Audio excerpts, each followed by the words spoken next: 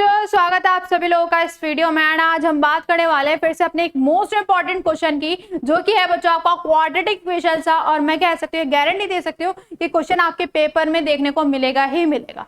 ठीक है, तो बहुत ध्यान से इस क्वेश्चन को देखना है एंड देखना है क्या क्या स्टेप में यहाँ पे करने वाले। और ये जो क्वेश्चन है बेटा आपका आने वाला है 2 नंबर में। देखो भाई, find the value of p for which the root of the equation. हमें एक इक्वेशन दे रखी है, क्वाड्रेटिक इक्वेशन दे रखी है, और बोल रखा है इसके जो रूट्स हैं, मतलब जीरोस जो हैं वो बेटा क्या है, इक्वल है। ठीक है, तो सबसे पहले देखो ध्यान से, हमें एक इक्वेशन दे रखी है जो कि किस फॉर्म में, px x - 2 और प्लस में 6। ठीक है, क्या बेटा क्वाड्रेटिक फॉर्म में आपको दिख रही है? नहीं दिख रही, तो सबसे पहले हमें क्या करना पड़ेगा, इसको क्वाड्रेटिक फॉर्म में बनाना पड़ेगा। देखो कैसे बनाएंगे, मल्टीप्लाई करके इसके इससे और इसके इससे, तो ये हो जाएगा हमारा px² माइनस का 2px और प्लस में 6 इज इक्वल टू में 0। अब आपको नजर आ रहा होगा ये हमारी किसकी फॉर्म में हो गई, क्वाड्रेटिक फॉर्म में हो गई, क्योंकि हमें यहाँ पे x² दिख गया। हाईएस्ट पावर जो है वो क्या दिख गई, 2 दिख गई, डिग्री हमें क्या दिख गई, 2 दिख गई। क्लियर है, अब हम इजीली निकाल पाएंगे। अब हमें पता है यार कि अगर मान लो रूट्स क्या होते हैं, इक्वल होते हैं, तो जो डिस्क्रिमिनेंट होता है वो किसके इक्वल हो जाता है, 0 के हो जाता है ना। तो हम क्या करने वाले हैं, since the roots of the quadratic equation are equal, ठीक है, equation are equal, then its discriminant, जो इसका डिस्क्रिमिनेंट होगा, या हम क्या बोलते हैं बेटा, डी बोलते हैं, वो क्या हो जाएगा, इज इक्वल टू 0।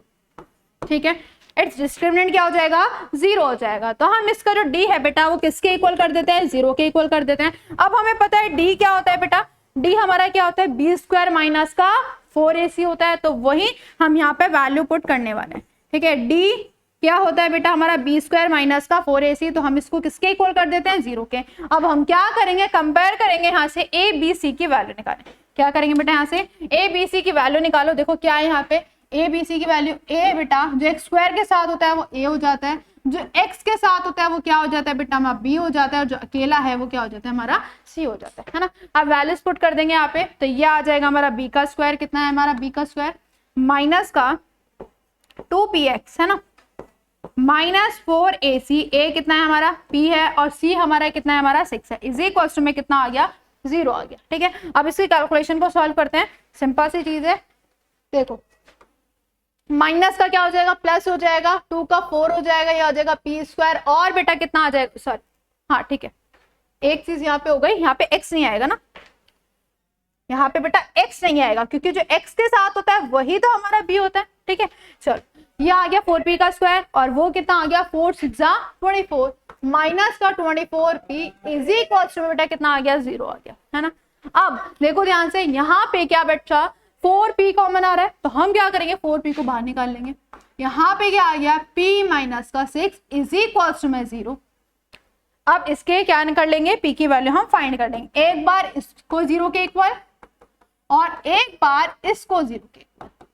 4 मल्टीप्लाई में नीचे आके बेटा कितना हो जाएगा, डिवाइड में हो जाएगा। 0 के डिवाइड में कुछ भी हो, हमेशा आंसर कितना देगा, 0 देगा।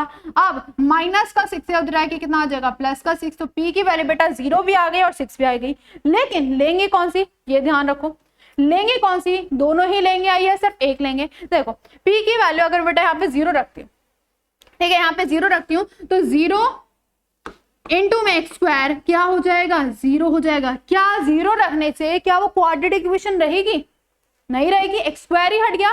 तो हम क्या करेंगे, p की वैल्यू 0 नहीं लेंगे। अब 6 रखे, देखो क्या 6 रखने पे क्या उसकी क्वाड्रेटिक फॉर्म कुछ फर्क पड़ रहा है, नहीं पड़ेगा। देखो p 6 x² आ जाएगा, ठीक है, माइनस का कितना आ जाएगा 12x, और प्लस में क्या आ गया 6, मतलब x² तो रहेगा ही रहेगा 6 रखने पे, लेकिन 0 रखने पे x² नहीं रहेगा। तो हम 0 नहीं लेंगे, कौन सी वैल्यू लेंगे बेटा, 6 लेंगे। ठीक है, अब देख लेते हैं कौन सा स्टेप बेटा कितने मार्क्स का होता है। ठीक है, कौन सा स्टेप कितने मार्क्स होते हैं। सबसे पहले ये जो आप चीज सॉल्व करोगे ना, ये जिसको आप क्वाड्रेटिक इक्वेशन बनाओगे वो आपका हाफ मार्क्स है। क्लियर है बेटा, ठीक है। अब ये जो आपने डी का फॉर्मूला लगाया है, तो ये भी बेटा कितने का है, हाफ मार्क्स है। आपका फॉर्मूले के भी मार्क्स मिलते हैं, ये भी ध्यान रखना। ठीक है, अब ये जो आपने कैलकुलेशन करी है, ये सारी भी बेटा ये आपके हाफ मार्क्स की, और जो आपने आंसर निकाला है वो भी आपका कितना है, हाफ मार्क्स का। ठीक है, तो ये हो गया आपका 1 नंबर, और वो हो गए बेटा आपके 2 नंबर। तो ये हो चुके हैं आपके बेटा 2 नंबर कंफर्म किस चैप्टर से, क्वाड्रेटिक इक्वेशन से। आई होप सारी चीजें क्लियर हो गई होंगी। मिलते हैं बेटा नेक्स्ट वीडियो में।